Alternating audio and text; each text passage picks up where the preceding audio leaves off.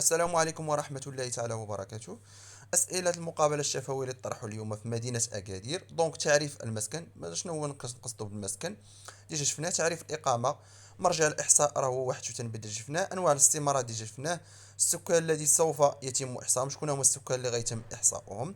من هم السكان المحسوبين على حدة؟ يعني شكون هما السكان المحسوبين على حدة؟ بين السكان المحسوبين على حدة راه هما العسكر وهذاك يعني الدرك الملكي. مفهوم منطقة الإحصاء بالوسط القروي والوسط الحضري، مماذا تتكون، يعني شنو هي منطقة الإحصاء بالوسط القروي، شنو هي منطقة الإحصاء بالوسط الحضري، وش كل وحدة ومناش كتكون. مما تتكون القطع بالوسط القضاري هذاك القروي. مما تتكون الجزيرات بالوسط الحضاري. تعريف المسكن ديجا شفناه. وهل السكان يمكن ان نجدهم في المسكن فقط، يعني واش يمكن لنا السكان اننا نلقاوهم، يعني هذوك اللي غنحسيو يمكن نلقاوهم في المسكن؟ بطبيعه الحال لا. كاين اللي غادي نلقاو يعني في مستشفيات اللي هما مثلا ديال العسكر، ديال هادي بزاف د الحوايج. كاين اللي غادي نقدروا نلقاوه في شي بلايص اخرى في الاوراش هذا. ما يمكنش نلقاو غير في المسكن. هل المسكن نجد فيه أسرة واحدة فقط، أم يمكن أن نجد أكثر؟ المسكن واش نقدروا نلقاو فيه أسرة واحدة أو لا أكثر؟ نقدروا نلقاو أكثر، لأن كل مسكن كيقدر مثلا على حساب هذيك الأسرة واش كيعيشوا تحت داك السقف الواحد. واش عندهم نفس المصروف، واش كياكلوا ويشربوا كاملين بوحدهم؟ الا كانوا كياكلوا ويشربوا بوحديتهم راه نقدروا نلقاو اسره.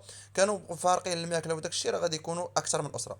وبطبيعه الحال هذا تعريف الاسره، اللي هو مجموعه من الافراد اللي كيعيشوا تحت سقف واحد، وكيكونوا يعني فهمتي، يعني كيشتركوا في نفس داك الشيء ديال الماكله والشراب الى اخره. هذا هو تعريف الاسره. كنتمنى ان هاد الاسئله انكم تراجعوا جميع الاسئله اللي كيتعاودوا، بحال انواع الاستمارات، تعريف الاسره، تعريف الاقامه، تعريف الشخص النشيط، مثلا المقيم الغائب، مفهوم منطقه الاحصاء، تعريف القطعه، تعريف الجزيره. هاد تعريف المسكن، تعريف الخصوبه، اهداف الاحصاء. هادشي كامل خاصو يتحفظ الدراري. غادي انا راه كنجمع لكم دابا الاسئله ان شاء الله. غادي نحاول نجمع سؤال جواب سؤال جواب سؤال جواب، باش هكا تراجعوا على شكل بي دي اف، باش ما يبقاش يجيكم هادشي صعيب شويه. كنتمنى انني ان شاء الله نلقى الوقت اللي غنكمل فيه هاد الاسئله كاملين، باش نحاول هكا نديروا لكم على شكل بي دي اف، باش اللي بغى يراجع يراجع من هذاك البي دي اف. وما تنساوناش غير بالدعوات ديالكم، والله يسهل عليكم ان شاء الله.